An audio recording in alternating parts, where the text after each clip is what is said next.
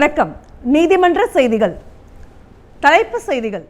பெரம்பலூர் மாவட்ட சட்டப்பணிகள் ஆணைக்குழு சார்பில் வெங்கடேசபுரம் லட்சுமி நரசிம் கல்லூரி வளாகத்தில் புகையிலை ஒழிப்பு தினத்தை முன்னிட்டு சட்ட விழிப்புணர்வு முகாம் கடந்த 6/5/2024 அன்று நடைபெற்றது.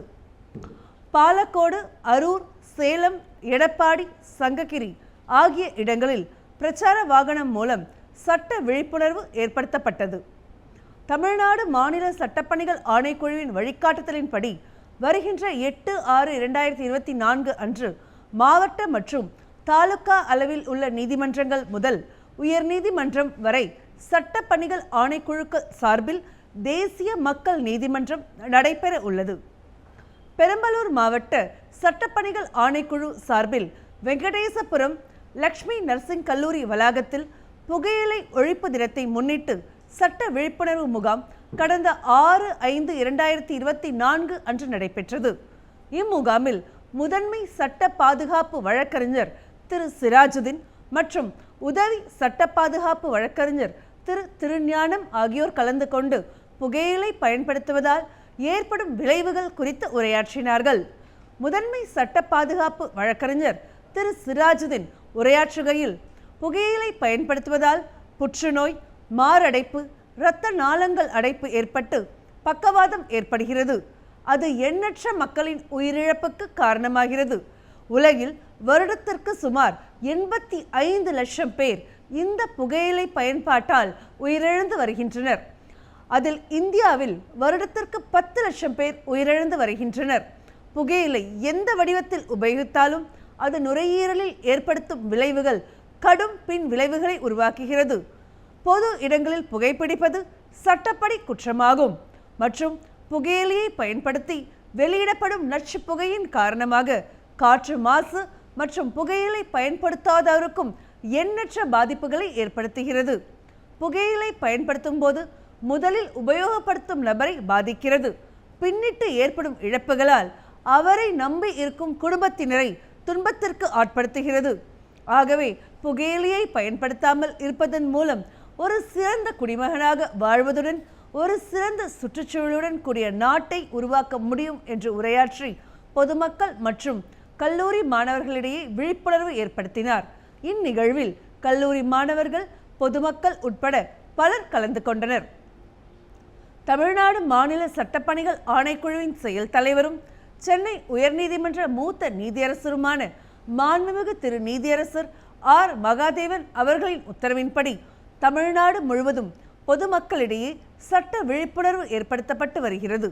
அதன் ஒரு பகுதியாக தர்மபுரி மாவட்டம் பாலக்கோடு வட்ட சட்டப்பணிகள் குழு சார்பில் பாலக்கோடு தாலுகாவிற்கு உட்பட்ட தக்காளி மார்க்கெட், அரசு மருத்துவமனை வளாகம், பெண்கள் மேல்நிலைப்பள்ளி வளாகம், வட்டாட்சியர் அலுவலக வளாகம், பேருந்து நிலைய பகுதி, சர்க்கரை ஆலை வளாகம் மற்றும் வெள்ளிச்சந்தை ஆகிய இடங்களில் விழிப்புணர்வு பிரச்சார வாகனம் மூலம் பொதுமக்களிடையே சட்ட விழிப்புணர்வு ஏற்படுத்தப்பட்டு சட்டப்பணிகள் ஆணைக்குழுவின் செயல்பாடுகள் குறித்து துண்டு பிரச்சுரங்கள் பொதுமக்களுக்கு விநியோகப்படுத்தப்பட்டன. இதனைத் தொடர்ந்து 16/5/2024 அன்று அரூர் வட்ட சட்டப்பணிகள் குழு சார்பில் அரூர், நாச்சினாம்பட்டி, நம்பிப்பட்டி ரோடு, சின்னாங்குப்பம், IMS பள்ளி வளாகம், கோபிநாதம்பட்டி ஆகிய இடங்களில் விழிப்புணர்வு ஏற்படுத்தப்பட்டு சட்டப்பணிகள் ஆணைக்குழுவின் செயல்பாடுகள் குறித்த துண்டு பிரசுரங்கள் பொதுமக்களுக்கு விநியோகிக்கப்பட்டன.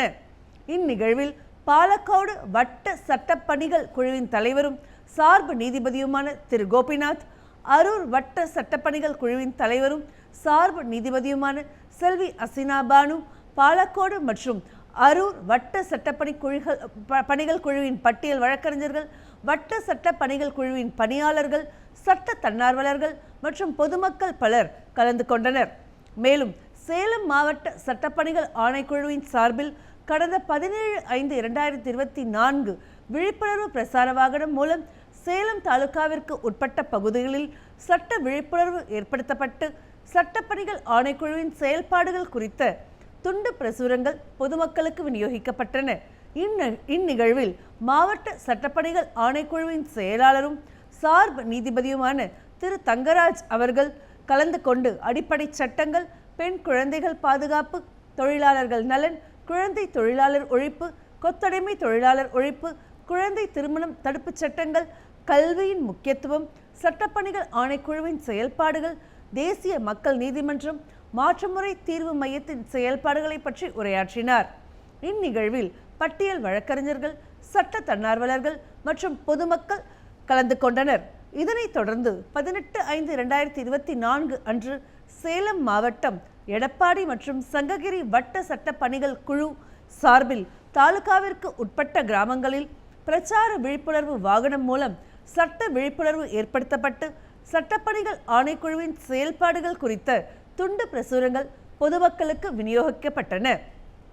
சென்னை உயர்நீதிமன்ற தலைமை நீதியரசரும் மற்றும் தமிழ்நாடு மாநில சட்டப்பணிகள் ஆணைக்குழுவின் புரவலர் அவர்களின் வழிகாட்டுதலின்படியும் சென்னை உயர்நீதிமன்ற மூத்த நீதியரசரும் தமிழ்நாடு மாநில சட்டப்பணிகள் ஆணைக்குழுவின் செயல் தலைவருமான மாண்புமிகு நீதியரசர் திரு ஆர் மகாதேவன் அவர்களின் உத்தரவின்படி மாவட்ட மற்றும் தாலுகா அளவில் உள்ள நீதிமன்றங்கள் முதல் உயர்நீதிமன்றம் வரை உள்ள சட்டப்பணிகள் ஆணைக்குழுக்கள் சார்பில் தேசிய மக்கள் நீதிமன்றம் வருகின்ற 8/6/2024 அன்று நடைபெற உள்ளது.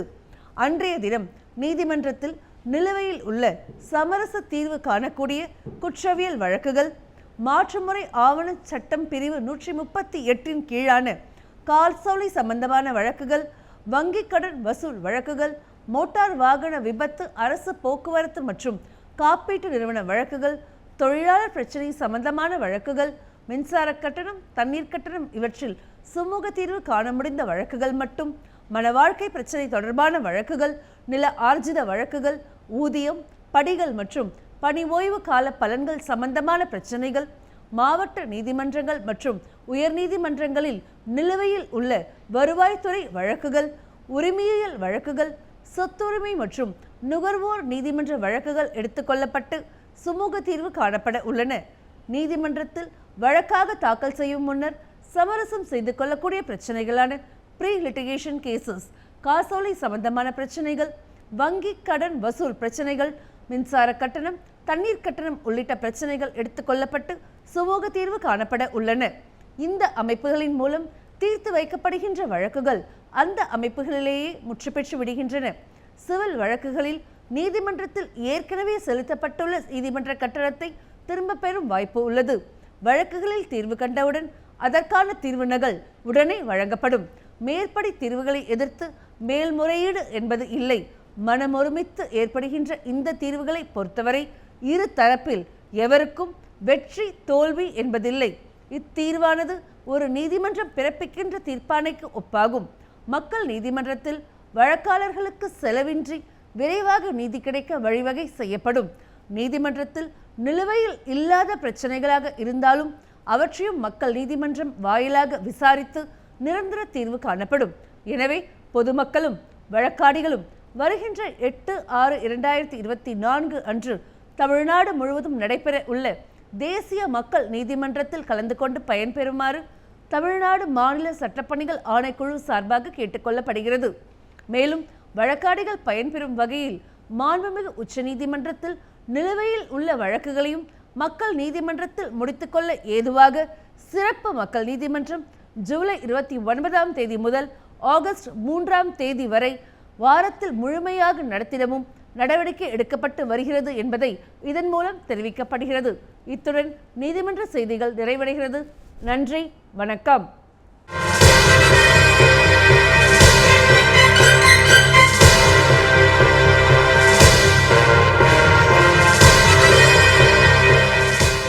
வணக்கம். சட்ட தகவல்கள். இன்றைய சட்ட தகவல் நிகழ்ச்சியில் ஒப்பந்த தொழிலாளர் ஒழுங்குபடுத்துதல் மற்றும் ஒழிப்பு சட்டம் 1970 பற்றி விரிவாக காண்போம்.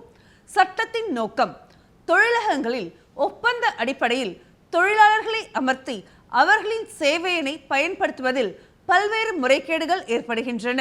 ஒப்பந்த தொழிலாளர்கள் பணி செய்யும் இடங்களில் அவர்களது பணியினை ஒழுங்குபடுத்தி அவர்களுக்கு சேர வேண்டிய ஊதியங்களையும் பயன்களையும் அவர்கள் சட்டப்படி பெற்றுக்கொள்ள வழிவகைகள் செய்வதை உறுதிப்படுத்தும் நோக்கத்துடனே ஒப்பந்த தொழிலாளர்கள் ஒழிப்பு சட்டம் 1970 இயற்றப்பட்டுள்ளது.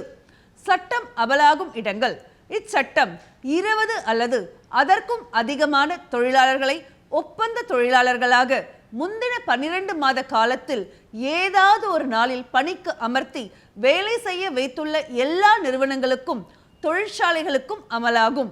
அதோடு 20 அல்லது அதற்கு மேற்பட்ட தொழிலாளர்களை ஒப்பந்த தொழிலாளர்களாக பணிக்கு வைத்துள்ள எல்லா ஒப்பந்தக்காரர்களுக்கும் இச்சட்டம் அமலாகும். எனினும் உரிய அரசானது விருப்பப்பட்டால் அது 2 மாதங்களுக்கும் குறையாத அளவிலான ஒரு அறிவிப்பினை கொடுத்து 20க்கும் குறைவான ஒப்பந்த தொழிலாளர்களை பணிக்கு வைத்துள்ள எந்த ஒரு நிறுவனத்திற்கும் அல்லது ஒப்பந்ததாரருக்கும் இச்சட்டத்தினை அமல் செய்யவும் அதற்கு அதிகாரம் கொடுக்கப்பட்டுள்ளது. பிரிவு 1 சப்கிளாஸ் 4 கீழ் இச்சட்டம் தொடர்ச்சியாக பணி நடைபெறாமல் தற்செயலாக இடையிடையே ஒரு வருடத்தில் 160 நாட்களுக்கும் மேற்படாத அளவில் அவ்வப்போது மட்டும் தொழில் நடைபெறக்கூடிய நிறுவனங்களுக்கும் வருடத்தில் 60 நாட்களுக்கும் குறைவாக வேலை நடைபெறும் பருவகால தொழிற்சாலைகளுக்கும் அமல் செய்யப்பட மாட்டாது. It shall not apply to establishments in which work only of an intermittent or casual nature is performed. Section 1 Class 5. ஒப்பந்த தொழிலாளி கான்ட்ராக்ட் லேபர் பிரிவு 2B இன் கீழ் ஒரு நிறுவனம் மேற்கொண்டுள்ள தொழில் சம்பந்தமான வேலைகளை ஊதியத்திற்காக செய்ய ஒரு ஒப்பந்ததாரராகவோ அல்லது அவர் மூலமாகவோ நியமிக்கப்பட்டவர் ஒப்பந்த தொழிலாளியாகும். அந்த நிறுவனத்தின் முதன்மை பணியாண்மையருக்கு பிரின்சிபல் எம்ப்ளாயர் தெரிந்து அங்கு பணியமர்த்தப்பட்டாலும் அல்லது அவரது கவனத்திற்கு வராமலேயே ஒரு தொழிலாளி அங்கு பணிக்கு அமர்த்தப்பட்டாலும் கூட அவர் ஒப்பந்த தொழிலாளியே. தொழிலாளி ஒர்க்மேன் என்றால் யார்? ஒரு நிறுவனத்தில் ஊதியத்திற்காக தனித்திறமை வாய்ந்தவராகவோ அல்லது இல்லாதவராகவோ அல்லது பகுதி அளவில் தனித்திறமை உள்ளவராகவோ skilled or semi skilled or unskilled உடல் உழைப்பு செய்கிறவராகவோ கண்காணிப்பாளராகவோ தொழில்நுட்ப பணியாளராகவோ அல்லது எழுத்தர் பணியினை செய்கிறவராகவோ இருக்கிறவர் ஒருவர்தான் தொழிலாளி என கருதப்படுவார். அவரது நியமனம் எழுத்துப்பூர்வமாகவோ அல்லது அவ்வாறு இல்லாமலோ கூட இருக்கலாம்.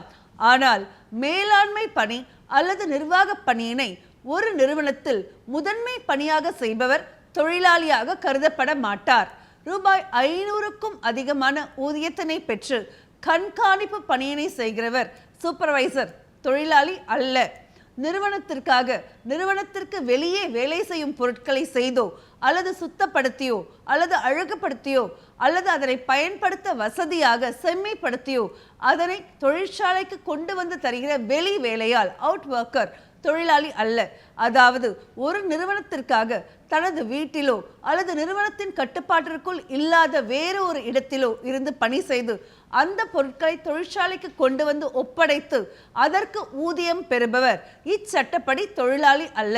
அத்தகையோருக்கு இச்சட்டம் அமலாகாது.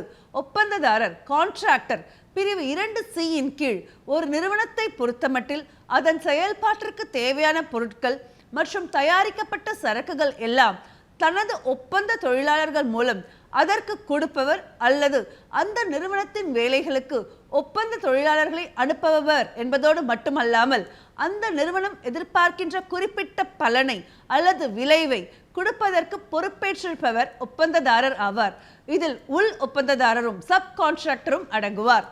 நிறுவனத்தில் ஒப்பந்த தொழிலாளர்களை பணிக்கு வைத்திருப்பது குறித்து பதிவு நடைமுறை registration of establishments employing contract labourer ஒப்பந்த தொழிலாளர் சட்டத்தின் அமலாக்கத்தின் கீழ் வருகிற அனைத்து நிறுவனங்களின் முதன்மை பணியாண்மைகளும் உரிமையாளர்களும் தங்களது நிறுவனங்களில் ஒப்பந்த தொழிலாளர்களை பணிக்கு அமர்த்த விரும்பினாலோ அல்லது ஏற்கனவே அவர்களை அங்கு இதற்கென உரிய அரசிடம் பதிவு செய்து கொள்ள வேண்டியது அவசியமாகும். இத்தகைய பதிவுகளை செய்வதற்கு ஏதுவாக அரசாங்கம் கெசட் அந்தஸ்து உள்ள அலுவலர்களை பதிவு அதிகாரிகளாக ரிஜிஸ்டரிங் ஆஃபீஸர்ஸ் என்று நியமித்துள்ளது. இந்த பதிவு அதிகாரிகளிடம் இதற்கென குறிப்பிட்டுள்ள படிவத்தை ஃபார்ம் 1 பூர்த்தி செய்து அரசு அறிவித்துள்ள காலக்கெடுவிற்குள் ஒரு விண்ணப்பத்தின் மூலம் நேரடியாகவோ அல்லது தபால் மூலமாகவோ பதிவிற்கு சமர்ப்பிக்க வேண்டும். பிரிவு 7 பதிவு சான்றிதழுக்கு விண்ணப்பிக்கும் போது தங்களது நிறுவனத்தில் அல்லது தொழிற்சாலையில் நியமிக்கப்படவிருக்கும் ஒப்பந்த தொழிலாளர்களின் மொத்த எண்ணிக்கைக்கு ஏற்ப அரசுக்கு கட்டணமும் செலுத்த வேண்டும்.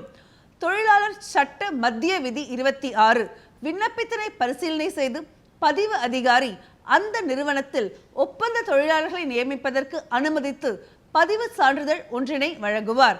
அந்த சான்றிதழில் நிறுவனத்தின் முகவரி, ஒப்பந்த தொழிலாளர்களாக நியமிக்கப்படுவோரின் அதிகபட்ச எண்ணிக்கை, அளவு, அந்த நிறுவனம் செய்கின்ற தொழில், வியாபாரம் அல்லது உற்பத்தி செய்யப்படும் பொருட்களின் விபரம் முதலென குறிப்பிடப்பட்டிருக்கும். தவறான தகவல்களை கொடுத்து பதிவு சான்றிதழ் பெற்றிருந்தாலோ அல்லது அந்த நிறுவனத்திற்கு கொடுக்கப்பட்டுள்ள பதிவு சான்றிதழ் இனி பயன்படாது என்றோ பதிவு அதிகாரி திருப்தி அடைந்தால் தகுந்த அறிவிப்பும் வாய்ப்பும் அந்த நிறுவனத்திற்கு கொடுத்து அந்த பதிவு சான்றிதழை ரத்து செய்யலாம். உரிய அரசு அறிவித்துள்ள காலக்கெடுவிற்குள் பதிவு சான்றிதழ் பெற தவறிய நிறுவனங்கள் அல்லது பதிவு சான்றிதழ் ரத்து செய்யப்பட்ட நிறுவனங்கள் தொடர்ந்து அங்கு ஒப்பந்த தொழிலாளர்களாக யாரையும் நியமிக்க முடியாது. பிரிவுகள் 8 மற்றும் 9. ஒப்பந்த தொழிலாளர் பணியினை தடை செய்தல், prohibition of employment of contract labour.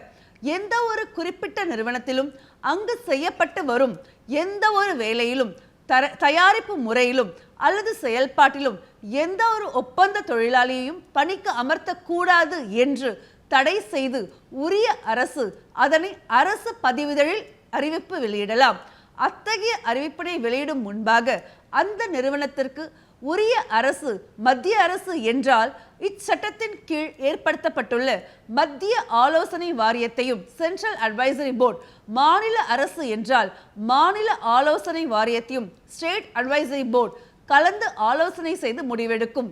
Steel Authority of India Limited versus Union of India, All India Reported 2006 Supreme Court 3229 என்ற வழக்கில் ஒரு தொழிலில் அல்லது நிறுவனத்தில் ஒப்பந்த தொழிலாளர் பணியினை தடை செய்ய வேண்டுமா அல்லது அனுமதிக்கலாமா என்பதை முடிவு செய்யும் அதிகாரம் முழுமையாக சம்பந்தப்பட்ட அரசுக்கு தான் உள்ளதே தவிர தொழிலாளர் நீதிமன்றம் அதில் தலையிடவே முடியாது என்று உச்சநீதிமன்றம் திட்டவட்டமாக கூறியுள்ளது.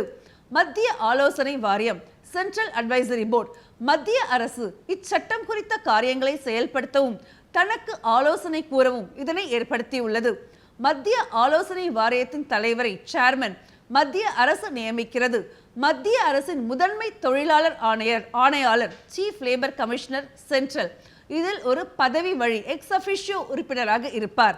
அத்துடன் மத்திய அரசின் சார்பிலும் ரயில்வே, நிலக்கரி தொழில், சுரங்கத் தொழில், ஒப்பந்ததாரர்கள், தொழிலாளர்கள் மற்றும் குறிப்பிட்ட தொழிலோடு அக்கறையுள்ளவர்களின் சார்பிலும் இவ்வாரியத்தின் உறுப்பினர்களாக அதன் எண்ணிக்கை 17க்கு அதிகப்படாமலும் 11க்கு குறையாத அளவிலும் மத்திய அரசால் நியமிக்கப்படுவார்கள்.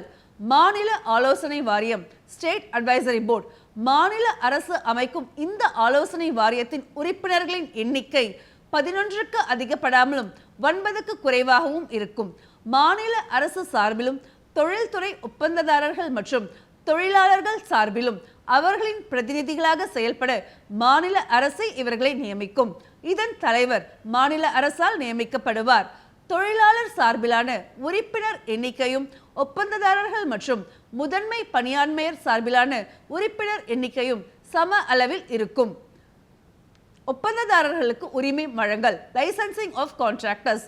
உரிய அரசிடமிருந்து உரிமம் பெறாமல் எந்த ஒரு ஒப்பந்ததாரரும், கான்ட்ராக்டர், எந்த ஒரு நிறுவனத்திலும் யாரையும் ஒப்பந்த தொழிலாளியாக வேலைக்கு வைத்து அவரிடம் வேலை வாங்கக்கூடாது. ஒப்பந்ததாரர்களுக்கு இத்தகைய உரிமம் வழங்கும் காரியத்திற்காக அரசானது உரிமம் வழங்கும் அதிகாரிகளை, லைசன்சிங் ஆஃபீஸர்ஸ், தகுந்த இடங்களில் நியமித்துள்ளது. உரிமம் பெறுவதற்குரிய தகுந்த விண்ணப்பம், அதற்குரிய கட்டணம் மற்றும் ஒரு ஒப்பந்த தொழிலாளருக்கு பிணைத்தொகை, செக்யூரிட்டி டெபாசிட் அனைத்து ஒப்பந்த தொழிலாளர்களுக்கும் ஒப்பந்ததாரரால் செலுத்தப்பட்டு அனைத்து விவரங்களும் முறைப்படி இருக்குமானால் உரிமம் வழங்கும் அதிகாரி தகுந்த விசாரணை செய்து அந்த ஒப்பந்ததாரருக்கு ஒப்பந்த தொழிலாளர்களை நியமிக்க உரிமம் வழங்கலாம். அந்த உரிமத்தில் ஒப்பந்த தொழிலாளர்களின் வேலை நேரம், விடுமுறை நாட்கள், கொடுக்க வேண்டிய ஊதிய அளவு, கொடுக்கப்பட வேண்டிய வசதிகள், பணி குறித்த கட்டுப்பாடுகள், நிறுவனத்தின் முதன்மை பணியாளரின் பெயர் விவரங்கள் மற்றும் இதர நிபந்தனைகள் அனைத்தும் குறிப்பிட்டிருக்கும். இந்த உரிமம் அதில் குறிப்பிட்டுள்ள 12 மாத காலம் வரை மட்டும்தான் செல்லுபடியாகும். எனினும் அவ்வப்போது குறிப்பிட்ட கால அளவிற்கு அதனை புதுப்பித்துக் கொள்ளவும் வழி செய்யப்பட்டுள்ளது. ஒப்பந்த தொழிலாளர்களை நியமிப்பதற்கு நிறுவனங்கள் பெற வேண்டிய பதிவுச் சான்றிதழை ரத்து செய்துவிட்டாலோ அதனை எதிர்த்து 30 நாட்களுக்குள் அரசு இதற்கென நியமிக்கும் மேல்முறையீட்டு அதிகாரியிடம் அப்பலட் ஆபீசர் அந்த நிறுவனம் முறையிடலாம்.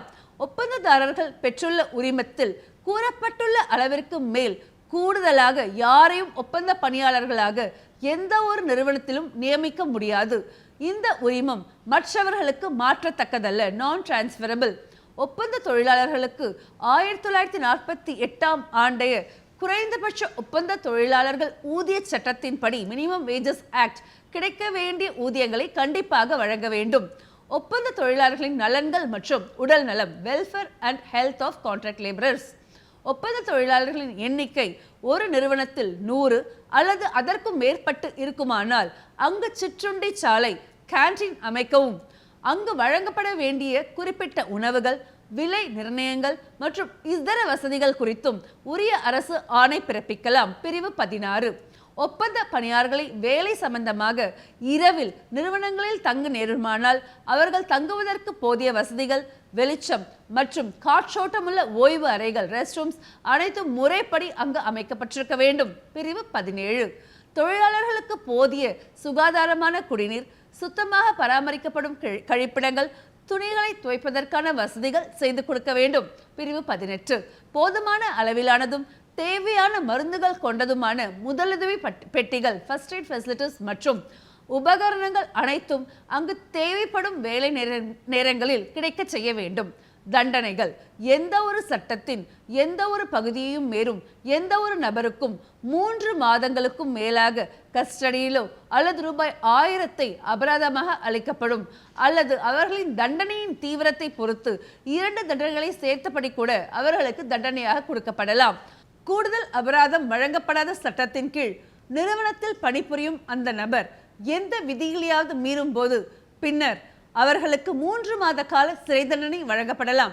அல்லது 1000 ரூபாய் அபராதம் வழங்கப்படும். அல்லது அவர்களது குற்றத்தை பொறுத்து 2 தண்டனைகளையும் சேர்த்து வழங்கலாம். நேயர்களே, சட்டம் சம்பந்தமான கேள்விகளை அனுப்ப வேண்டிய முகவரி: உறுப்பினர் செயலாளர், தமிழ்நாடு மாநில சட்டப்பணிகள் ஆணைக்குழு, வடக்கு கோட்டை சாலை, மெட்ராஸ் உயர்நீதிமன்ற வளாகம், சென்னை 600104. இந்நிகழ்ச்சிகளை யூடியூபில் பார்க்க டிடி தமிழ் நீதிமன்ற செய்திகள் என்ற பக்கத்தில் பார்க்கலாம். மேலும் சட்ட உதவிக்கு தேசிய சட்டப்பணிகள் ஆணைக்குழு உதவி எண் 1510 என்ற எண்ணை தொடர்பு கொள்ளவும். இத்துடன் சட்ட தகவல்கள் நிறைவடைகிறது. நன்றி, வணக்கம்.